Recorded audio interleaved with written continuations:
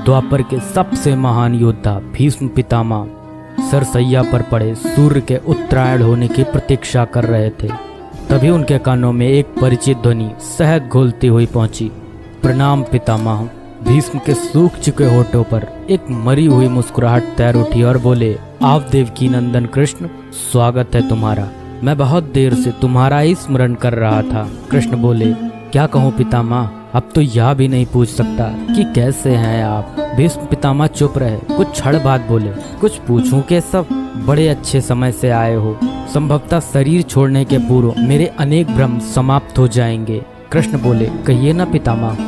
भीष्म पितामह ने कहा, एक बात बताओ कृष्ण, तुम तो ईश्वर हो ना।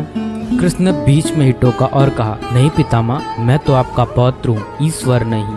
भीष्म उस घोर पीड़ा में भी ठहाके लगाकर हंस पड़े और बोले, कृष्ण, मैं अपने जीवन का स्वयं कभी आकलन नहीं कर पाया।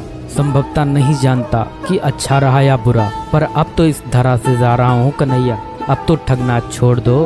कृष्ण भीष्म पितामह के थोड़ा करीब आए और उनका हाथ पकड़कर बोले, कहिए पितामह, क्या पूछना चाहते हैं आप। भीष्म पितामह बोले, एक बात बताओ कन्हैया, इस युद्ध में जो हुआ वो ठीक था क्या। कृष्ण ने कहा, किसकी ओर से पितामह, पांडवों की ओर से या कौरवों की ओर से। भीष्म पितामह ने कहा, कौरवों के कृत्यों पर चर्चा का तो कोई अर्थ ही नहीं रहा कन्हैया, पर क्या पांडवों की ओर से जो हुआ वो सही था। आचार्य द्रोण का वध, दुर्योधन की जंघा के नीचे प्रहार, दुशासन की छाती का चीरा जाना, जयद्रथ के साथ हुआ छल, निहत्थे कर्ण का वध, यह सब उचित था क्या। कृष्ण ने कहा, इसका उत्तर मैं कैसे दे सकता हूँ पितामह, इसका उत्तर तो उन्हें देना चाहिए जिन्होंने यह किया। उत्तर दे दुर्योधन का वध करने वाले भीम, उत्तर दे कर्ण और जयद्रथ का वध करने वाले अर्जुन।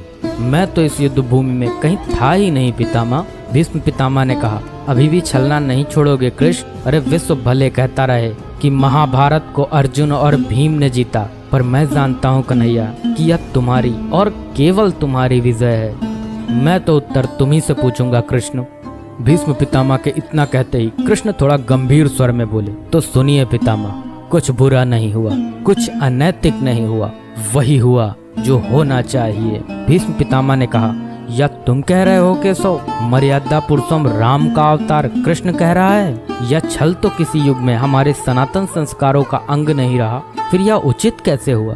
कृष्ण ने कहा, इतिहास से शिक्षा ली जाती है पितामह, पर निर्णय वर्तमान की परिस्थितियों के आधार पर लेना पड़ता है। हर युग अपने तर्कों पर, अपनी आवश्यकता के आधार पर अपना नायक चुनता है। राम त्रेता युग के नायक थे, मेरे भाग में द्वापर आया था। हम दोनों का निर्णय एक सा नहीं हो सकता पितामह। भीष्म पितामह ने कहा, मैं कुछ समझ नहीं पाया कृष्ण। कृष्ण ने कहा, पितामह, राम और कृष्ण की परिस्थितियों में बहुत अंतर है। राम के युग में खलनायक भी रावण जैसा शिवभक्त होता था, तब रावण जैसी नकारात्मक शक्ति के परिवार में भी विभीषण जैसे संत हुआ करते थे। तब बाली जैसे खलनायक के परिवार में भी तारा जैसी विदुषी स्त्रियां और अंगद जैसे सज्जन पुत्र होते थे। उस युग में खलनायक भी धर्म का ज्ञान रखता था, इसलिए राम ने उनके साथ कहीं छल नहीं किया। किंतु मेरे युग के भाग में कंस, जरासंध, दुर्योधन, दुशासन, शकुनी, जयद्रथ जैसे घोर पापी आए हैं। उनकी समाप्ति के लिए हर छल उचित है पितामह। पाप का अंत आवश्यक है पितामह, वह चाहे जिस विधि से हो। भीष्म पितामह ने पुनः प्रश्न किया, तो क्या तुम्हारे इन निर्णयों से गलत परंपराएं नहीं प्रारंभ होंगी केशव। क्या भविष्य तुम्हारे इन छलों का अनुसरण नहीं करेगा, और यदि करेगा तो क्या यह उचित होगा।